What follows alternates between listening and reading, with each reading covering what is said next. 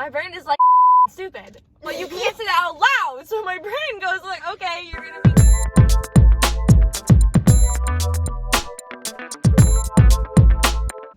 Welcome back to Gen Z in a Nutshell. This is episode 3. Three. Our nutshell of the day is probably politics and teenagers. And So I think we're going to talk about a few different things. Like, we're not going to talk about, like, actually get political about politics.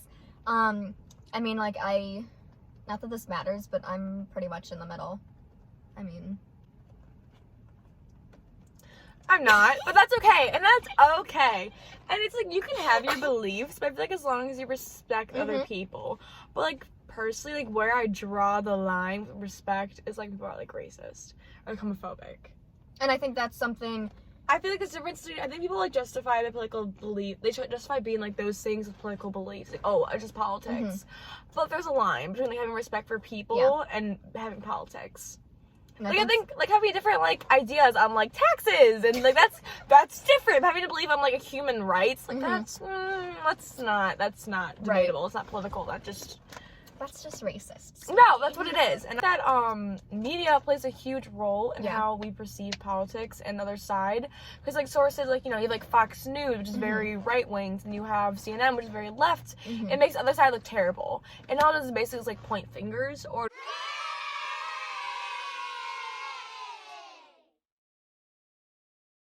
Back in the day, when, like, my grandpa was young, back when my dad was young, the way of getting news was through the newspaper, right? Everyone got, like, one newspaper. Like, there was one and maybe 2 or 3 newspapers that came to your house. But most of the time, they were, like, pretty unbiased. And you had to be someone to post your opinion, right? You had to have some credentials, some reasoning. Now, you can go on Twitter and post whatever the frick you want. You don't have any credentials. You could be basically not even have a high school diploma and be like, mom, I think this. And everyone would listen because you have a voice, you know, freedom of speech. Not that I'm trying to criticize the freedom of speech. I love to talk. If you know me, I love to talk. I never shut up. But, like, sometimes I can lead people that are uneducated to make political statements and to speak their mind. So I feel like that leads to a lot of just different opinions that turn very radical, you know? I feel like a lot of political views either come from like your people who you grow up with, or they come or they come from situational, like, you get your behaviors from your situation, like your circumstantial behaviors. And I feel like political views are such an easy thing to adopt, especially if they come from an adult or a grown-up that you look up to, whether that's your parents, your teacher, you know, someone on TV, like an actor. You're like, oh, well, they think blah blah blah, or this political view. But, you know, you see that and you're like, oh, well, I look up to them and respect them as a role model, so of course they're right. You know, whether or not they are, that doesn't matter.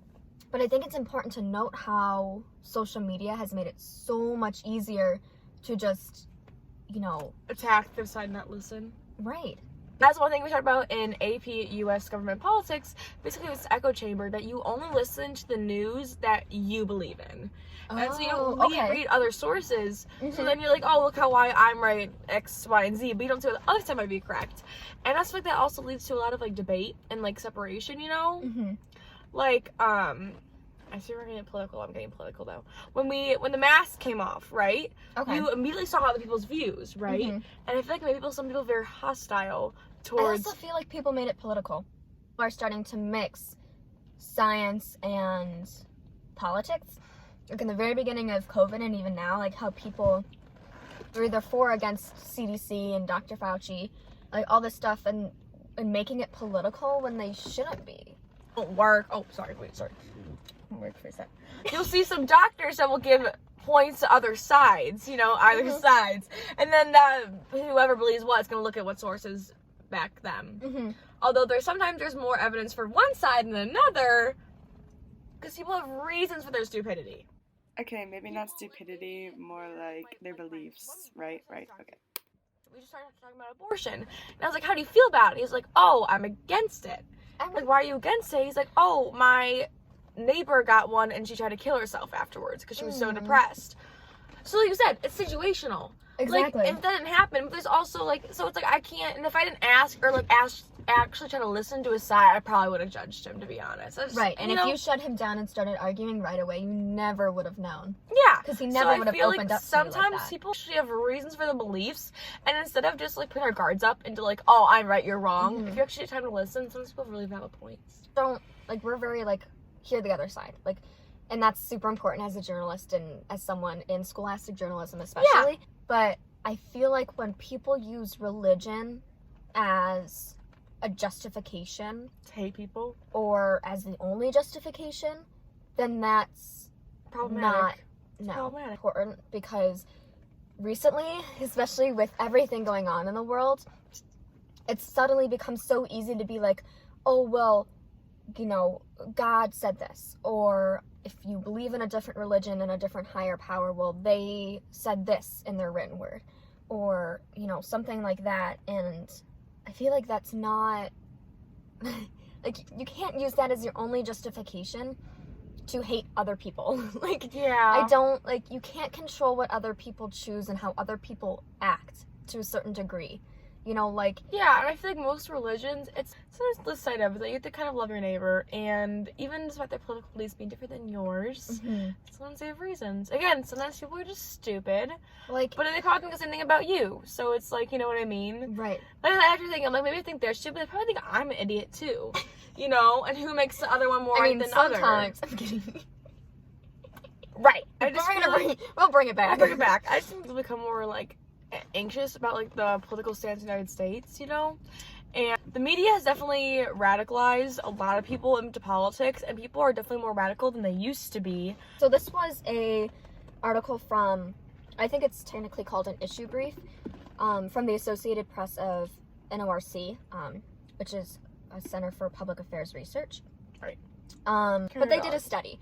Basically, they asked young people ages 15 to 26, and then the parents of, like, kids ages 15 to 26, and asked them the question of, in the past month, have you felt blank about the state of the country? So the young age group of 15 through 26 felt, 43% of them felt anxious.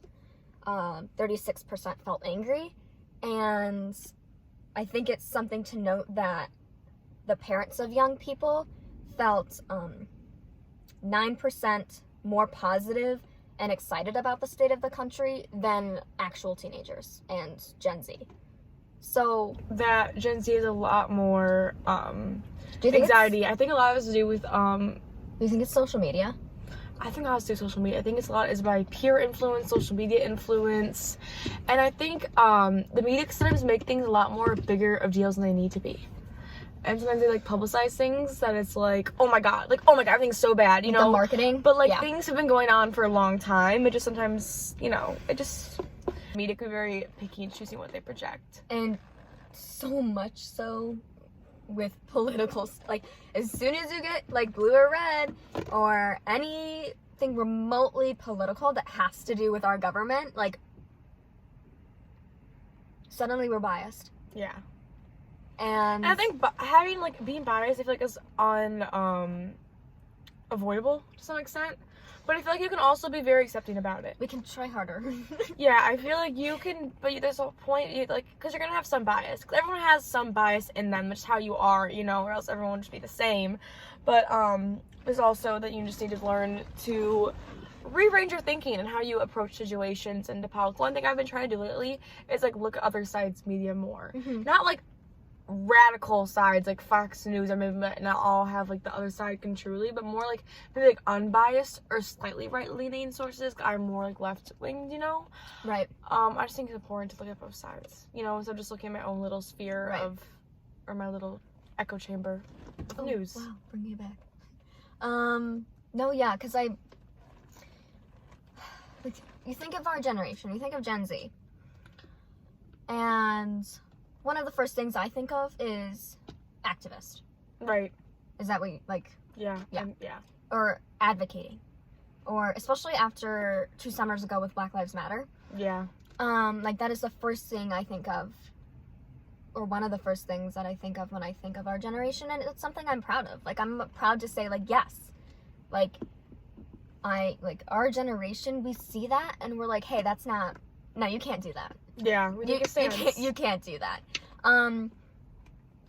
But then I see it get taken to the extreme, and I'm like, ugh, We're judgeful and hateful. we're you know? so quick to be.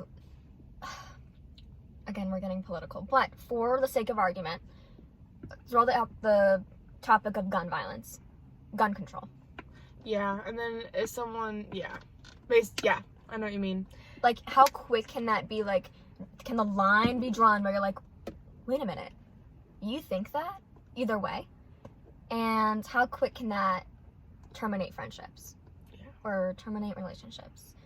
Or how quick can someone get canceled just because they think whatever they think? I think there's a line between like valid reasons to be like so and so like canceled. You're like racist, like. I know, we keep saying racist and homophobic. Obviously, that is entirely different. Which is why I used the example of gun violence, because Yeah, and so I think it's just important to hear the other side and to love your neighbor despite their political beliefs, and even in times of COVID and masks, to forgive people for their stupidity and maybe hear them out, because it might have reasons that surprise you, or they might just be dumb. But you know, that's another thing. I rate it like an 8 out of 10. It's pretty good. yeah. I mean, I prefer chocolate over, because I'm a material girl. I feel like it's like a good like seasonal thing. I couldn't eat it. I couldn't drink it all the time, Mm-mm. but I would enjoy it when it comes around. Like spring. Mm-hmm.